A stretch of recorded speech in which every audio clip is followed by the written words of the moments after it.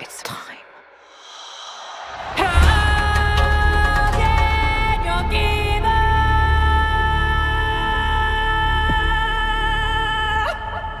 Dune Part 2 coming out this weekend. I wanted to go back and rewatch the first film, which came out in 2021 and directed by Denis Villeneuve. I didn't go back and rewatch the David Lynch film because, one, I didn't feel like carving out time to sit through it, and two, I really just didn't feel like sitting through that piss-poor movie again. But I also remember doing a review of the first film when it first came out in 2021, but it wasn't really an in-depth review, it was just a more short review. So again, from the Lassiter Factor archives, let's revisit that review and I'll tell you if I still feel the same way or if I feel indifferent. So here you go.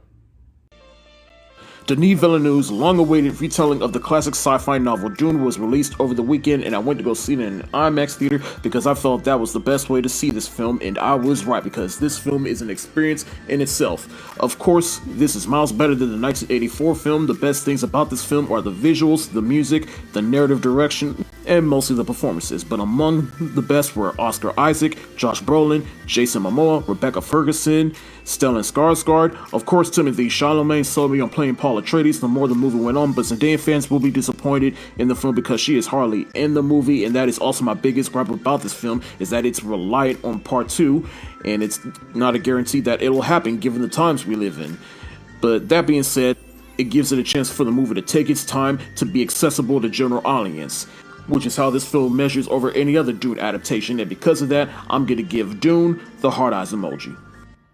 So, yeah, that's basically how I feel about this movie even 2 years later. This movie is definitely an experience and definitely worth seeing on an IMAX screen, in which I definitely plan on seeing part 2 in IMAX. And even though this movie is reliant on part 2, I think it was still the absolute right call to split this movie into two because, again, it is based on the book, which one of my good friends bought this for me from like a thrift store or something. But anyways, he gave me this book and I do plan on reading it once I see part 2. I'll admit I'm not an avid reader, but the more and more I start to love this franchise, the more I'm curious about reading this book. But like I said, I think it was the right call to split the book in two because it makes it more accessible for general audiences. The first part is basically the setup so that by part 2, you are just in it. You better get on this train or it is going to leave you. And of course, it is miles better than the 80s version. And I also want to talk more in depth about Denis Villeneuve as a filmmaker because despite the fact that I think the pacing in most of his movies could use a little dose of get a fucking move on, I still think he is one of the best working filmmakers right now. And I have loved some of his movies such as Sicario, Prisoners, even Blade Runner 2049. I thought that was a solid follow-up to the 80s movie. But as for this movie, I love more and more and more as time goes by. I just love the vibe of this movie. And I also want to give a quick shout out to the cinematographer of this movie, who is Greg Fraser. He was a cinematographer for other movies such as Rogue One, The Batman, and just last year's The Creator.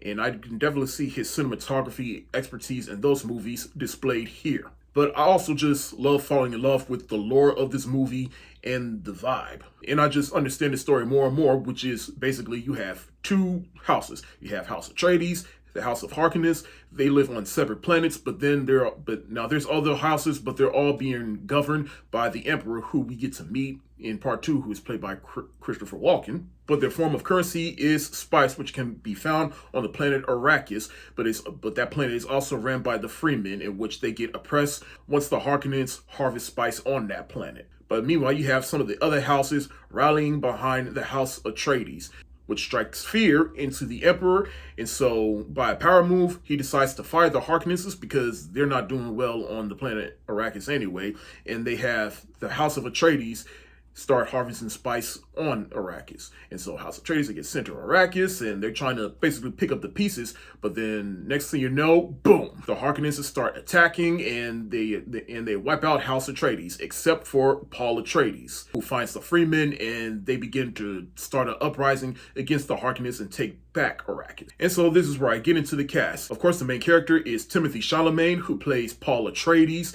He is the son of both Duke Leto and Lady Jessica, and he has these weird witch powers, which is uncommon to have a son who has these witch powers, but he learns to develop them and get in touch with them, especially once he learns to help the Freeman. And I thought Timothy Chalamet, he looks like an actual kid, unlike Kyle, what's his name, from the original film. So it just makes it more believable for you to get behind him, because you do believe he's this young kid with a chip on his shoulder and he's just trying to prove himself. And after what happened to his family, you are really behind him. Rebecca Ferguson plays Lady Jessica, Paul Atreides' mother, in which she's a caring mother, but she's also trying to prep Paul to be the person that he can be. Oscar Isaac plays Duke Leto Atreides, who is Paul's father, but spoiler alert, he ends up being the one that gets killed, while Lady Jessica and Paul, they escape. But for the little time that Oscar Isaac is in this movie, you do feel his presence in the movie. You believe that he is just this leader of this house, trying to pick up the pieces of this empire, I guess you could say. Josh Brolin plays Gurney, hot off of playing Thanos in Infinity War and Endgame. I remember just seeing him in this movie.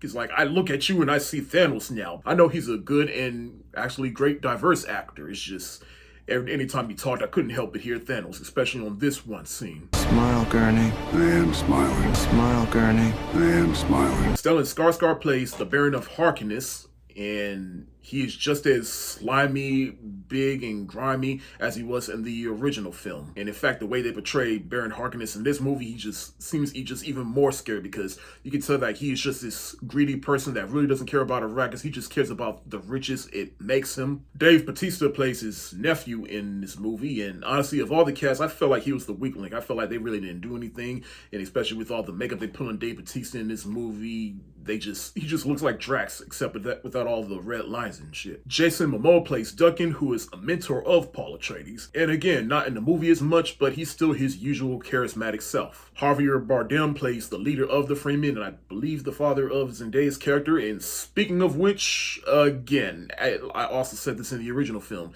Zendaya fans, they'll be pretty disappointed with the amount of screen time Zendaya actually has in this movie. But luckily, I feel like they're about to rectify that in part 2, and I can't wait to see what they do with her in that movie, as well as how they develop the relationship between Shani and Paul Atreides in part 2. And like I said, this movie is basically the setup film after all, so that once we get to them two in the next film, it's like, all right, we are invested in them. And the last thing I will touch upon in this movie is the music, which is composed by Hans Zimmer, who, as far as I'm concerned, is the second musical genius in the world of composing music for movies. I love this soundtrack. I love the vibe.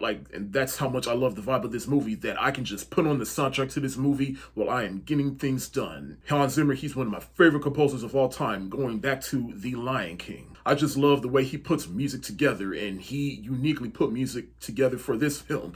And I just love all the banshee calls and scream that goes on in this movie. You know, all this right here.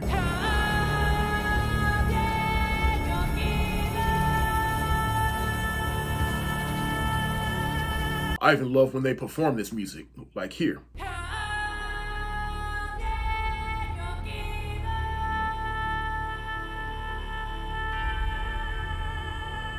Even now I hear that and think she sounds like my 4-year-old niece, because that's how my 4-year-old niece talks sometimes.